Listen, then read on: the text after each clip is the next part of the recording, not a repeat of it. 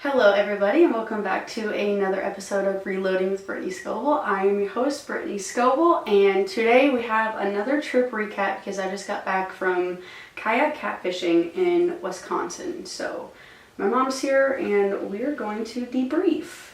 I don't really know anything about this trip. I know that this was something that your dad kind of initiated, was really excited about you doing. I know you went with Hannah. I know that you were in Wisconsin. You took my kayak. A whole bunch of stuff. So why was this exciting? Why was this important to your dad? Why was your dad excited about this? Because it's what he does, and he's kind of getting into like the camping and stuff, or so he thinks. And he's got all this camping gear that he hauled up there, actually the same lake, a week before. So he saw that Amy Hansen and Troy were putting on this event. Well, it wasn't Troy, it was Devin and Amy. And I know Devin, she does a lot of like upland hunting, and she's actually from Iowa. So having the two ladies host the trip, it's called LMN or LMN. But it's a lot of new first times for a lot of people. Some people kayaked and never fished, and some people fished and never kayaked. And then tying in like tent camping, catfishing, all girls on kayaks, like us trying to maneuver around all of it. It was really good. I learned a lot too. So anybody can sign up for it? Yeah, anybody can sign up for it. So it's like women's in that. Was it women only? Mm-hmm, women only. Women's in the outdoors. Let's talk about this tent camping. What do you want to talk about? I am so glad that stuff got used at least twice. Most of the camping gear that she's talking about is my dad's. So the tent that we had was like a $500 tent for two people. And he's like really worried we're not going to be able to get this thing set up, because it had like the side, the things you had to weave into the side with like different color coding. I'll have to send you a picture to put on here of all the gear that he had in the driveway prior to his trip. So I'm like, simple is better. The less you gotta take, the less you gotta deal with. And I don't want to spend the money. But I didn't think that he had that much. When you sent me that picture, I thought it was, damn, he did good. Here's man math. I haven't spent that much money. I don't spend that much money. I only spend a little bit here. That's it. He has spent a little bit here or there for the last year. Mm-hmm. That has added up. To like time. What? Couldn't even tell you. I'd have to go back on the receipts and add up. So that has added up. And he has been hiding this stuff all throughout the house. It was downstairs under a bed. It was in the shed. It was in the storage room. Well, I guess I didn't know this. It came all free for me, so yeah. No budget. So I am super excited that, one, it's all in one place now, right? And that it has been used twice. Yeah. He's really worried that we weren't going to be able to get the tent set up, but we did. And it wasn't too big of a struggle. Like Devin, Hannah and I were the last ones to arrive, so Devin just jumped in to get everything done so we could get to the fire and do like the fun stuff. Introduction for all the women. There's 10 girls that were with us. There's Minnesota, Michigan, I want to say, Wisconsin, Iowa. I'm not sure where everybody else is from. Maybe Illinois. Were they your age? Older, nope. Younger? Hannah was the youngest. She's 20. I'm 22. Devin is, I don't know, maybe 24, 23, 24. And then everybody else was in their, like, 26 to 40s. Moms? Yeah, many moms. Huh, very cool. Yeah, I would say this trip is definitely good for community. And trips like these are awesome for women who lack community and just need, a reset. To get out and do stuff. Yeah. So how much did the trip cost? I actually couldn't even tell you. I don't remember. I put my deposit in a long time ago. Not that much. Not that much. But you needed to bring all your own gear. Yes. Your own kayak, your own fishing, tent. Anchor. That could be a lot. Reels. I mean, yeah, it was a lot. That's a lot to plan for. And if I didn't have, Dad's gear already, it would have been very expensive. Right. So that's something. I already had my cot. There's a lot of things we already had. Like, Dad already had an anchor. You guys had the kayaks. And really the difficult part for me was trying to load the kayaks, because once I was there, I didn't have Dad. So doing that by myself, using the freaking ratchet straps that he'd given me, 3 different ratchet. Oh my God. Ratchet straps, okay, they're not that hard to figure out, but The ratchet straps that Dad had given me, no. I would not wish that upon anybody. I understand. So I think we actually ended up leaving because one of the like cleats or clevises on the hook of the... On the kayak or the truck? No, on the... Strap? On the strap. We had to borrow somebody else's on the way back, so... She's like, just pay it forward. You don't have to pay me for it. I'm like, okay. Oh my goodness. Yeah, that sounds like a trip with your dad's stuff. But it was a 4-hour drive there. Easy peasy. Yeah. Like $70 in fuel. Get there that evening. We have a fire. And Saturday we are cutting bait, learning how to put like the bobbers on with the catfishing setup that we've got. Did a bottom rig as well, which is just a weight that, and you put a piece of meat and it just floats on the bottom. So we had 2 poles that we had rigged up. I took one at a time. Saturday we probably got on the water around 3. We were gonna go at 1, but the sun was blistering hot, and we all decided as a group like we didn't want to just waste 3 hours blistering in the sun, so we waited till the evening and unloaded. Yeah. Catch any? Yeah. Yeah. I would think, we've kayaked. It would be very difficult with all that freaking gear on a kayak. It is. It's heavy. God, I had the biggest kayak. I'm the smallest person there. I had the biggest kayak and probably the most gear. The most gear. Not surprised. Portaging. We had a portage it the second day we went out. It wasn't just, unload it and put it on the water. You had to walk. It took a good, 2 to 3 people to get my kayak over there. And then we had Hannah's kayak on top of that.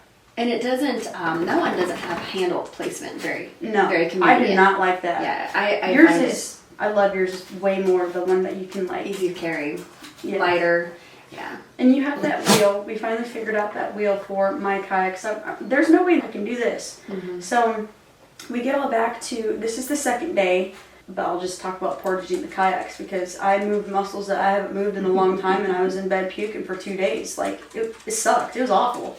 I had a lot of fun though. It was well worth it. I would do it again. I would know how to do it differently next time, and I know when to ask help because I will not sit in bed and puke for 2 days. That was awful. So you think you were sick because of moving muscles, dehydration, but I was drinking liquid IVs in water all day, so I really, it could just be a mix of everything.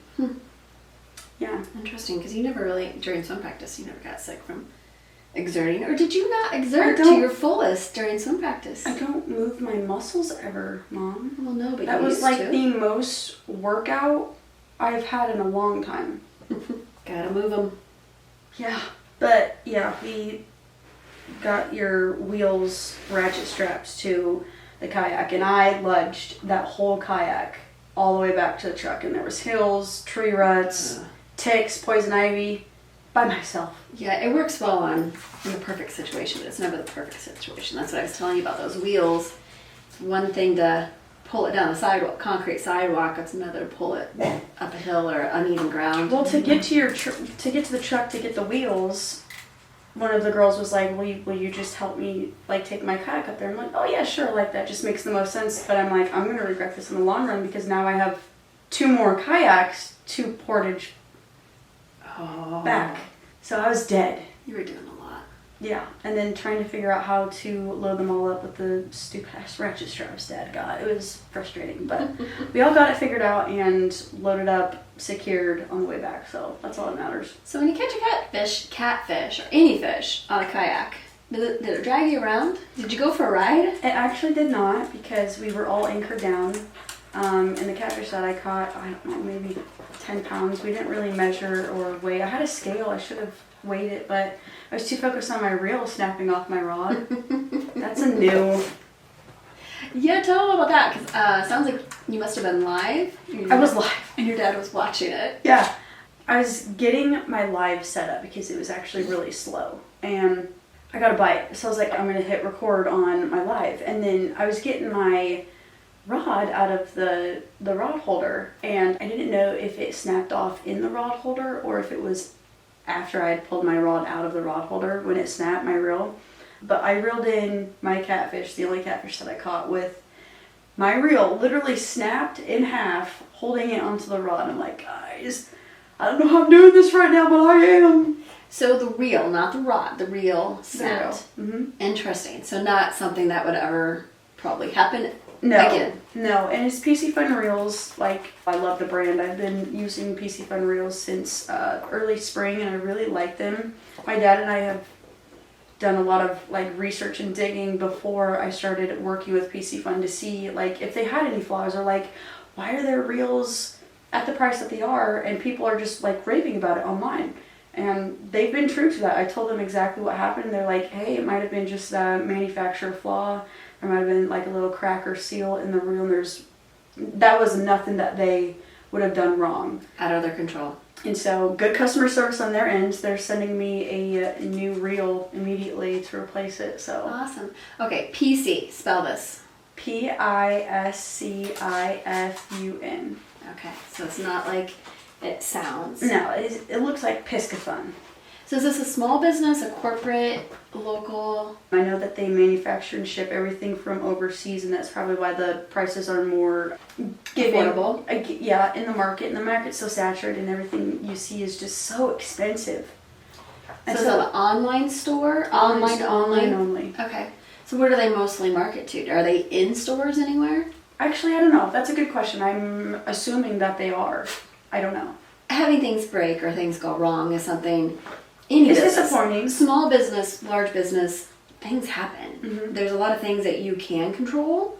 There's a lot of things you can't control. Bad material, bad batch, the wrong heat, Mother Nature. I mean, there's some things that you just can't control. It's how you react to them and how you fix it that really stands a company apart. Things are going to happen.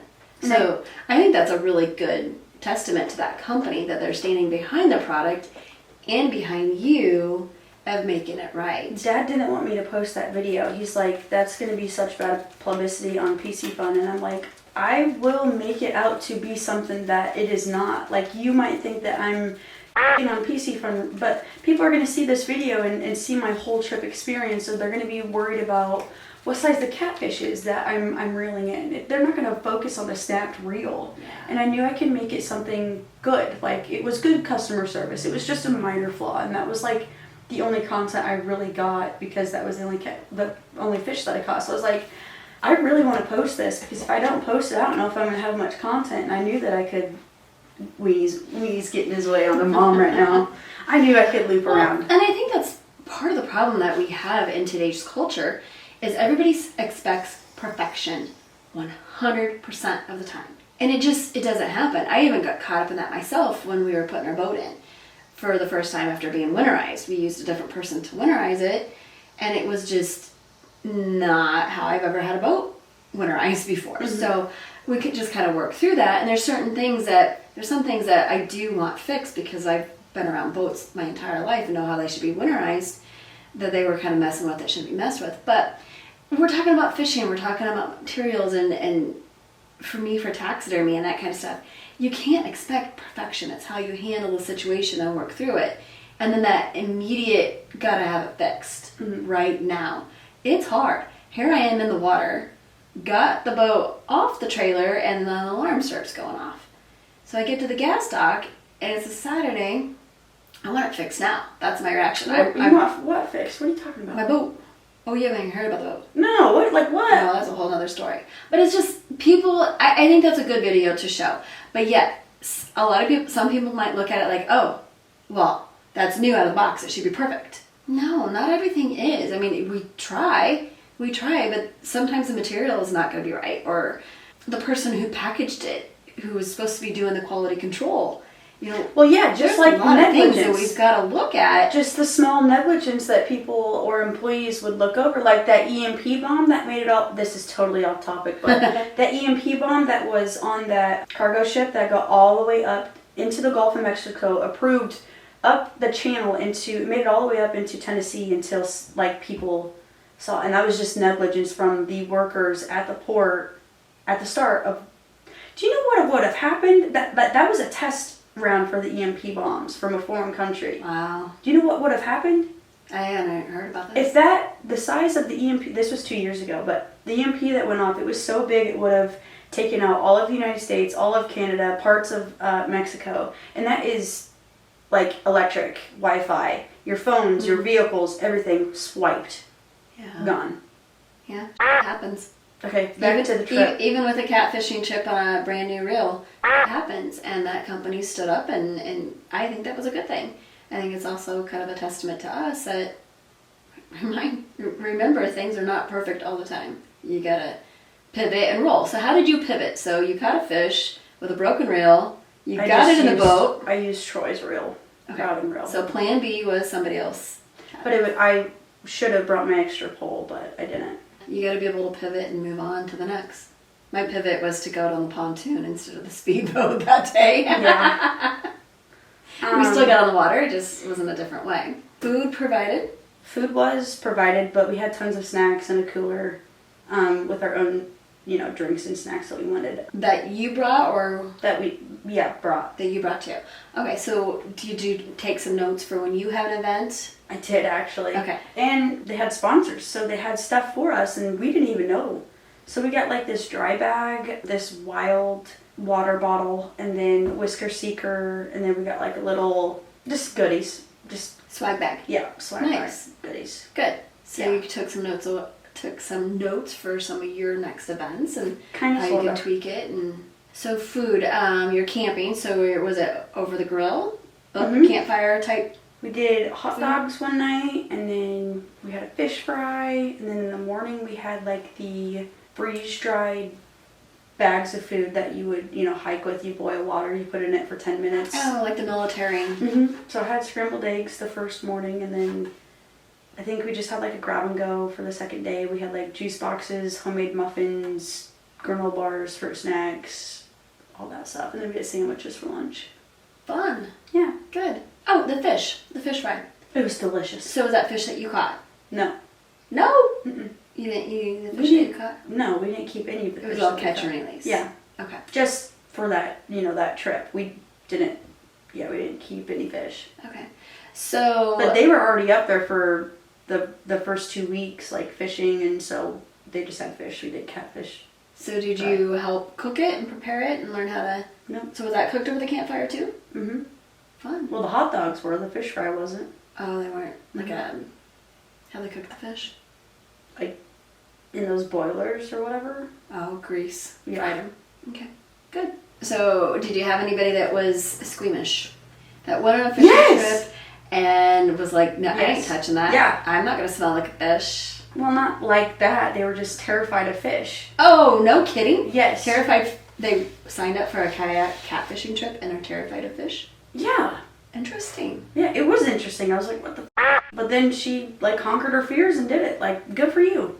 Wow. Yeah, her name was Kendra. I love Kendra. If you're watching this. They probably are all watching this. Amy, when I first got there, Amy and Devin was like, yeah, we watched your last podcast episode, if you know what the last podcast episode was. Oh, yeah. She's like, I've learned a new vocabulary of words. Gardening and this word and that word.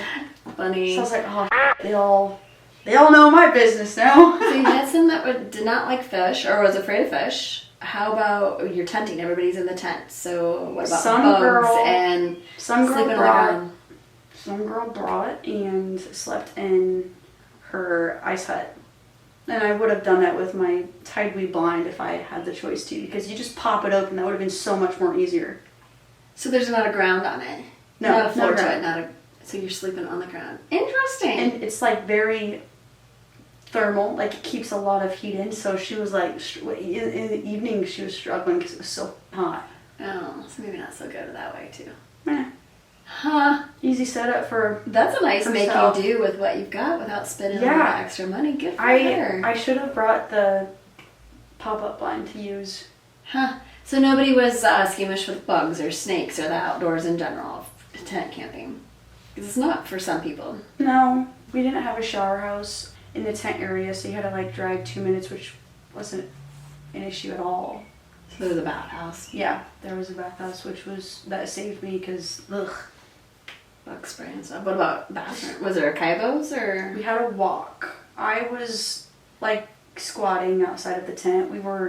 We actually had a nice tent. We had an extension cord next to like we had an extension cord because we were up to like the shelter house. We put our tent by the shelter, plugged in an extension cord because I had my power box that I had to charge all my cameras and stuff with. But we honestly could have gone without like the extension cord and whatnot. But I had the extra privacy to walk out, squat. Nobody was there. It was easiest too. Good. Yeah. So what'd you do in your free time? Because you didn't get on the water fishing until like 3 a.m. and you had a whole day. It kind of seemed like a whole day wasted to me. Hannah and I went to Goodwill because, of thrifting. course, thrifting. But I didn't really feel like, I don't know, you have to be in a certain mood to thrift, and I was not. I felt rushed.